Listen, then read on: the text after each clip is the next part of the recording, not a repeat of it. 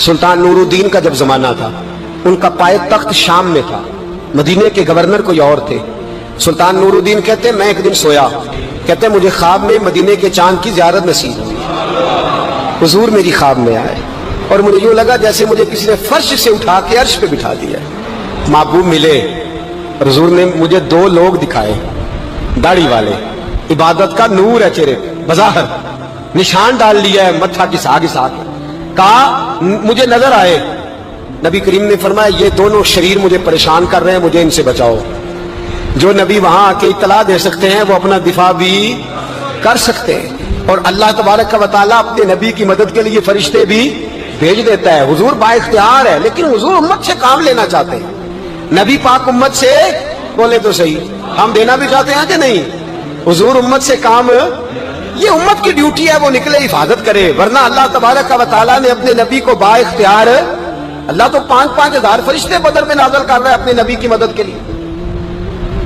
تو اللہ کے حبیب نے فرمایا سلطان خوش ہو گئے، کہتے اٹھا، بڑے تحفے، بڑے تحائف، بڑا کچھ اکٹھا کیا، بڑا لمبا لشکر تیار کیا، 16 دن کا مسلسل سفر کر کے مدینے پہنچا۔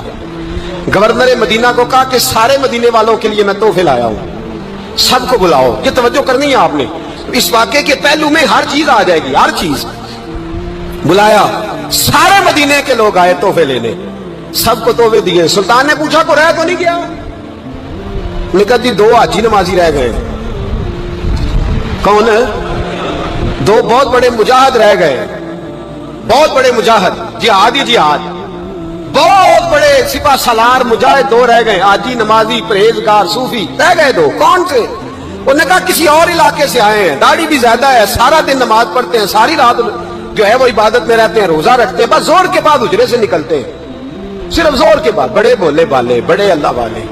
ریاض آپ کو بس میں نے وہ شعر پڑھنا چھوڑ دیا ہے، میرے ساتھی کہتے ہیں کہ کم پڑھا کریں، کچھ ساتھی کہتے ہیں نہیں اتنا نہیں ہونا چاہیے، لیکن بابا صاحب تو کہہ گئے ہیں نا، ان کو تو نہیں نا کوئی روک سکتا کہ آج بھی کیتی جاندے ہو تو لو بھی پیتی جاندے ہو، ہے نا جی؟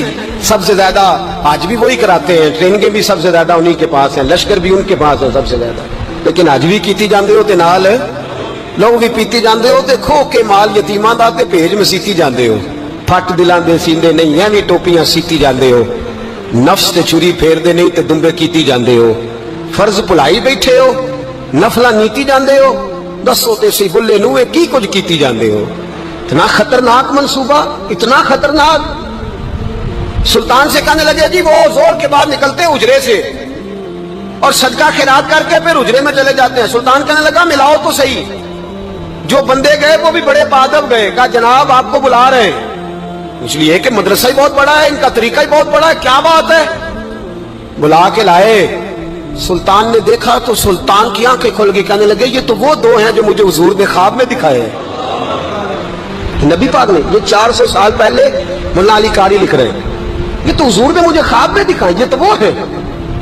اللہ اکبر۔ میں اکثر کہتا ہوں ہمارا کسی کے ساتھ کوئی ذاتی جھگڑا نہیں، اللہ جانتا ہے، بڑی جلدی مر جانا ہے۔ ہاں کچھ لوگ زیادتی کرتے ہیں دین کے معاملات، میری سرکار کے بارے میں زیادتی کرتے ہیں تو ان سے دل بھر جاتا ہے، ان سے تکلیف پہنچتی ہے، ان سے اذیت ہوتی ہے، ورنہ خون کے آنسو دل روتا ہے۔ امت کو ایک ہونا چاہیے، امت کو، لیکن امت اس وقت ایک ہوگی جب نبی پاک کے گنبد کے سائے میں ایک ہوگی، جب رسول اللہ کے گنبد کی ہریالی میں امت ایک ہوگی۔ میرے حبیب پاک علیہ السلام، یہ تو 2 مجھے حضور نے دکھائے ہیں۔ سلطان کہنے لگا باندھو ذرا کس کے انہیں، ان کے گھر کی تلاشی لینی ہے۔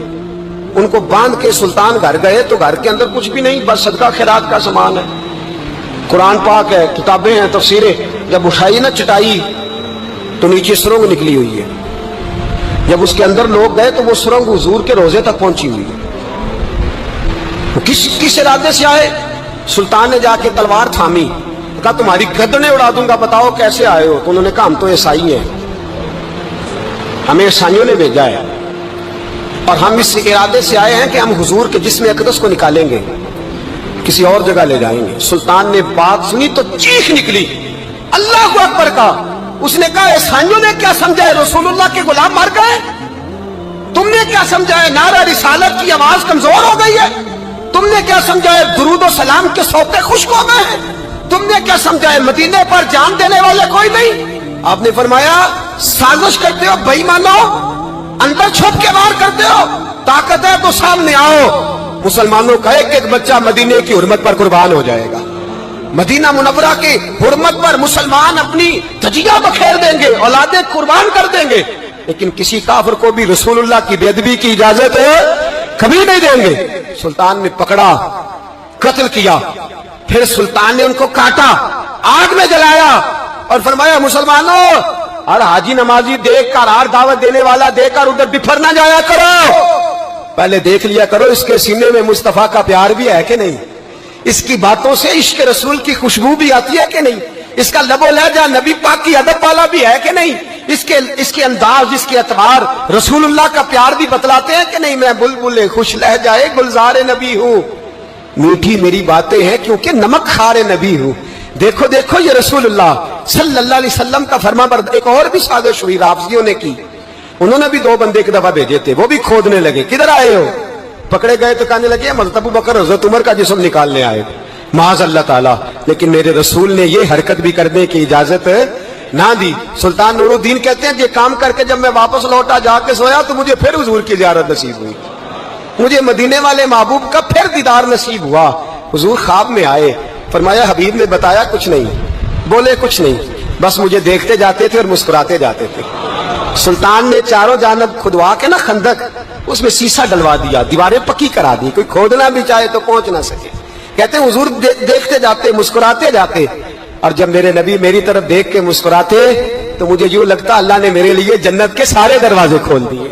مجھے یوں لگا جیسے جنت کی حوریں مجھے سلامی دینے آئی, مجھے یوں لگا جیسے فرشتے جھونکائے ہیں اور مجھے کہتے ہیں کیا تیرا مقدر ہے, کیا تیرا نصیبہ ہے, کیا تیری بات ہے. صلاح الدین ایوبی, مسلمانوں پہ ظلم ہوا, فلسطین میں آگ لگی اور پورے فلسطین کی گلیاں خون سے بھر گئیں. ایک دن کے اندر 70,000 مسلمان قتل ہوا. گھوڑوں سے سڑکوں پہ چلا نہیں جاتا تھا, گھوڑے پھسلتے تھے, اتنا خون تھا, اور کچی سڑکیں تھی, اتنا خون تھا. پہلے کچی زمین نے خون پیا, پھر خون اس سے باہر آیا, پھر بھی اتنا 70,000 آدمی قتل ہوا. صلاح الدین ایوبی کون تھے؟ میرے غوث اعظم جیلانی کے مدرسے کے طالب علم تھے. جامعہ نظامیہ مدرسہ, یہ مدرسے ہیں جنہوں نے دین کے مجاہد پیدا کیے, مدارس ہیں جنہوں نے دین کے مجاہد پیدا کر کے پوری دنیا کے اندر پھیلائے ہیں. مدارس کے اندر دہشت گردی آئی, میں اختلاف نہیں کرتا, لیکن ابھی بھی مدرسے ہیں جن مدرسوں سے رسول اللہ کے دین کا سچا درس دیا جاتا ہے, امن پیار اور محبت کی فضا کو عام کیا جاتا ہے. وہ مدارس, اور انشاءاللہ قیامت کی صبح تک وہ مدرسے قائم رہیں گے. صلاح الدین ایوبی مدرسے کے طالب علم ہے, مدرسے کا, لیکن مدرسہ اس کا تھا جو ساتھ درویش بھی تھا. صلاح الدین ایوبی اکیلا اپنے دوستوں سے کہنے لگا مسلمانوں کی مدد, چند سالوں میں نکلو مدد کریں. انہوں نے کہا تیرے نکلنے سے کیا ہوگا؟ کہنے لگا میں نے نہیں نکلنا, میرے اللہ نے میری مدد کرنی ہے, میرے اللہ نے میری. اٹھ باندھ کمر, کیا ڈرتا ہے, پھر دیکھ خدا کیا کرتا ہے. اور میں مجھے نکلنے دے, اللہ میری مدد کرے گا. تھوڑا تھوڑا کر کے فوج جمع کی, کوشش کی. چند سالوں کے بعد اسی جگہ جہاں مسلمانوں کا خون بہا تھا, اللہ نے اسلام کا جھنڈا پھر سے بلند کر دیا. صلاح الدین ایوبی فاتح بن کے مسجد اقصی کے دروازے پہ کھڑا ہے. چند سال گزرے, عیسائیوں کا اپنا وہ ظلم ابھی یاد ہے, اور عیسائی سارے لیڈر کہتے ہیں تیاری کر لو, اب ہمارے بچے کاٹے جائیں گے, عورتیں بیوہ ہوں گی, گردنیں کٹیں گی, اب دیکھنا جتنا خون ہم نے بہایا تھا مسلمان اس سے دگنا بہائیں گے. صلاح الدین ایوبی گھوڑے پہ کھڑے ہیں اور پوچھتے ہیں او عیسائیوں بتاؤ تمہارے ساتھ کیا کروں؟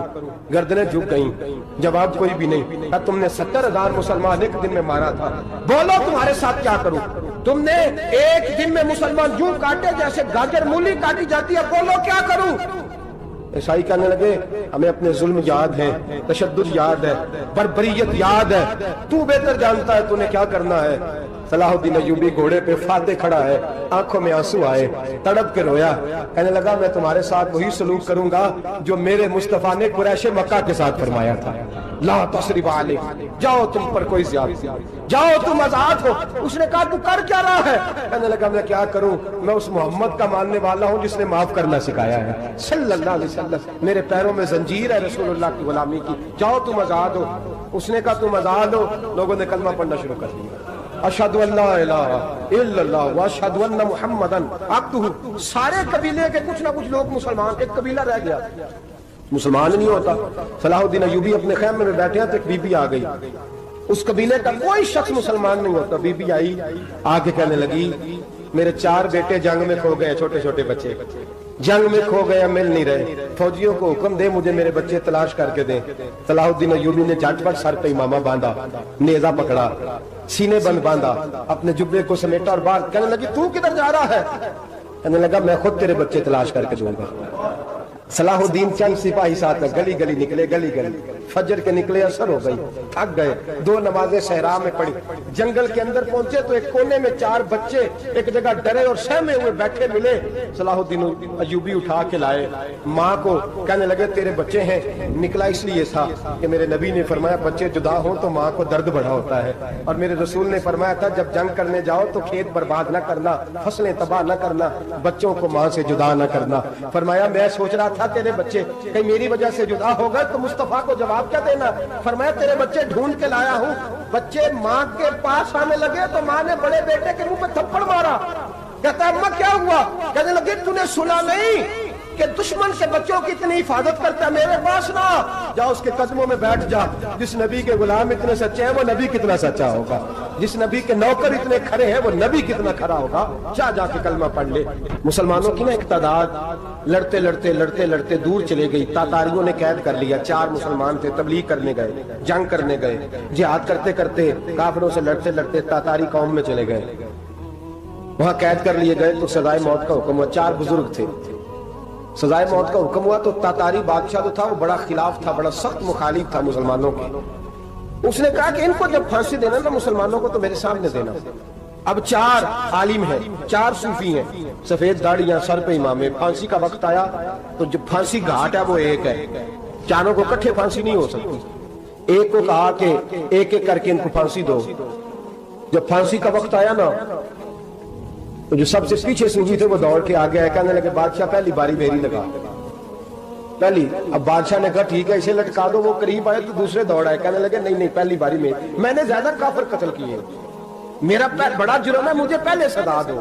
उनको फांसी देने लगे तो तीसरे आ गए, कहने लगे नहीं ये तो मेरा कत्ल करता था, रास्ते मैं बताया करता था, ढूंढ के मैं बतलाता था कि यहाँ ज्यादा तादाद है, मुझे पहले फांसी दो।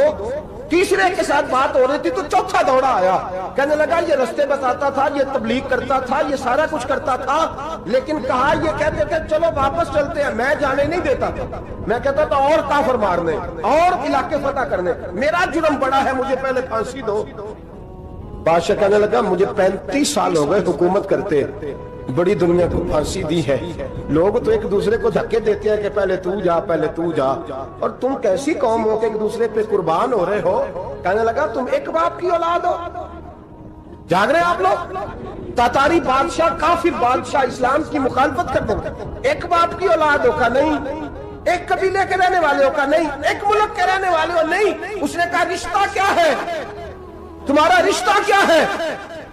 तो बोल के कहने लगे खुदा एक है नबी एक है, खुदा एक है और नबी मुनफरद एक है, इस कौम की नुकसान भी एक ही सबका नबी, अल्लाह भी कुरान भी एक, क्या ही अच्छा था होते अगर मुसलमान भी एक, यूं तो सैयद भी हो मिर्जा भी हो अफगान भी हो, तुम सभी कुछ हो बताओ कि मुसलमान भी हो।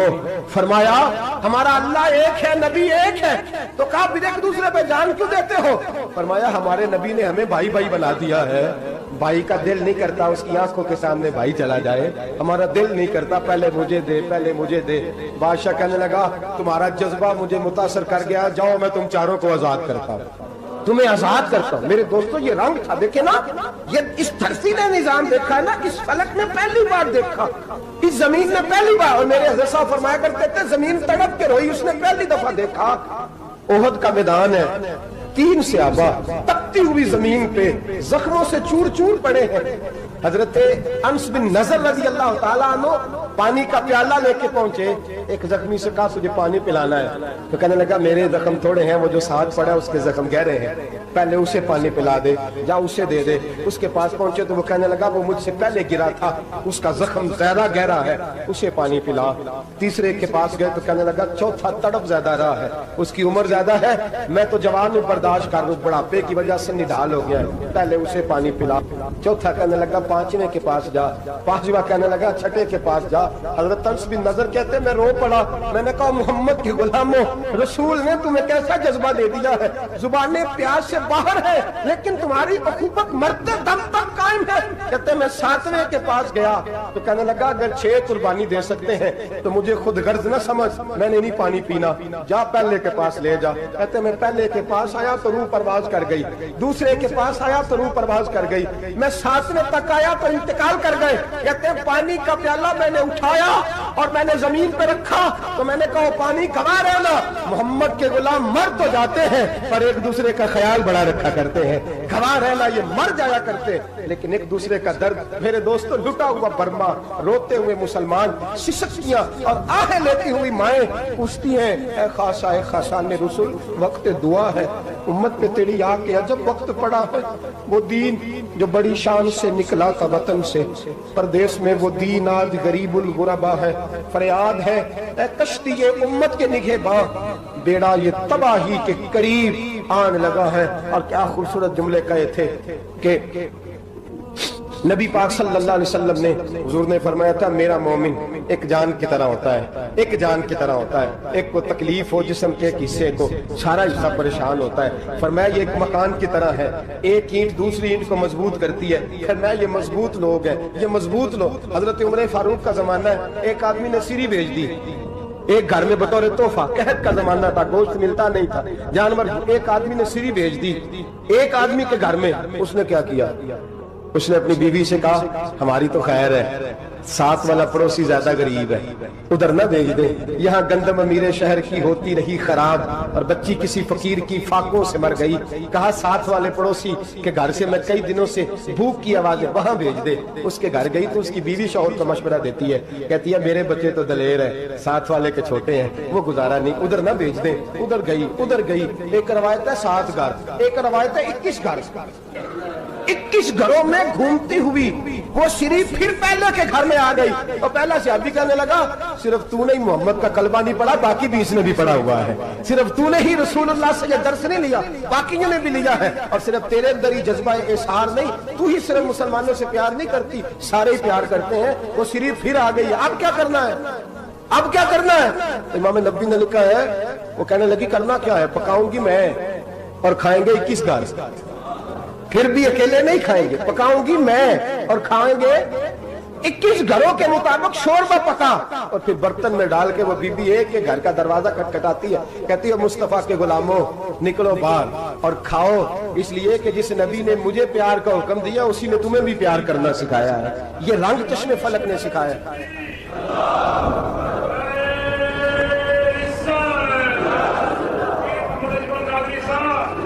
آپ کی بڑی مہربانی, زندہ باد وہی ہے جس کو اللہ رسول زندہ باد فرمائے. بڑی مہربانی, اللہ جزا دے. بنو قریظہ اور بنو نزیر 2 محلے تھے یہودیوں کے.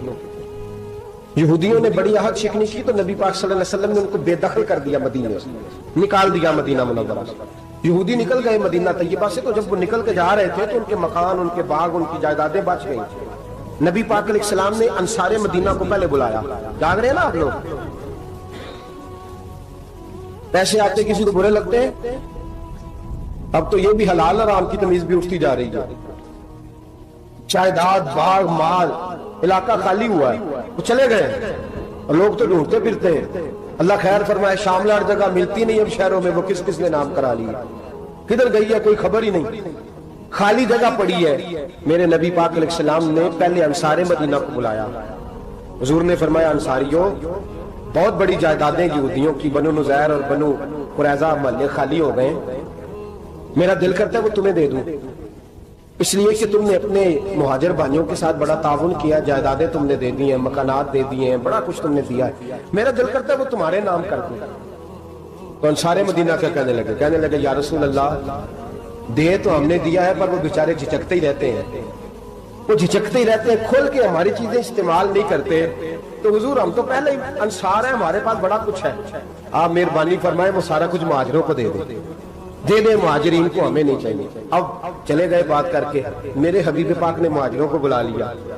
فرمایا بنو نزیر اور بنو قریظہ قبیلے کی جائیدادیں آئی ہیں, تمہارے پاس بظاہر جو چیزیں ہیں بھی وہ بھی انصار مدینہ کی ہیں, تو میرا یہ خیال ہے کہ وہ سارا کچھ تمہیں دے دیا جائے.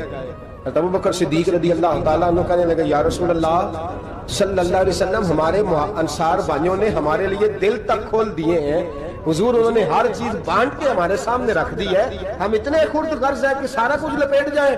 तब हुजूर हमारे पास जो मकान है वो है, हम कारोबार कर रहे हैं, तिजारतें कर रहे हैं, मजदूरियां कर रहे हैं, हम इंशाल्लाह और बना देंगे, आप ये हमारी तरफ से हमारे अंसार भाइयों को गिफ्ट कर देगा, आप उन्हें दे दें। मेरे हबीब की आंखों में आंसू आ गए, मेरे नबी पाक अलैहिस्सलाम रो पड़े। या रसूलल्लाह क्यों रोते हैं? फरमाया तुम्हारा ये भाईचारा कायम रहा तो अल्लाह इस्लाम को बड़ी कुव्वतें अता फरमाएगा, अल्लाह ताकतें देगा इस्लाम को। अगर तुम्हारा ये रंग कायम रहा, ये अंदाज, मेरे गुलामों तुम्हारे ये तौर तरीके, एक भाई कहता है दूसरे को, दूसरा कहता है तीसरे को। अर्ज ये करने जा रहा था कि रसूल करीम सल्लल्लाहु अलैहि वसल्लम ने ये पैगाम दिया उम्मत को। फरमाया देखे ना कितने बड़े लफ्ज हैं, ये नहीं फरमाया दोज़ख में जाएगा, ये नहीं फरमाया कि उसे जहन्नम की सजा मिलेगी। मेरे नबी ने फरमाया मैं उसे मोमिन मानता ही नहीं, मैं उसे मुसलमान अपना मानता ही नहीं। हुजूर किसे? फरमाया जो पेट भर के खाता है और उसका हमसाया भूखा सो जाता है, मैं मोमिन ही नहीं मानता। सजा तो तब मिलेगी ना कि जब मैं किसी सजा का ऐलान करूं, मैं मानता ही नहीं, वो मेरा है ही नहीं, खुद पेट भर के खा रहा है, हमसाया उसका भूखा, मैं नहीं मानता। इन्नमल मुमिनूना इख्वा, मोमिन भाई भाई, मैं मानता ही नहीं उसे।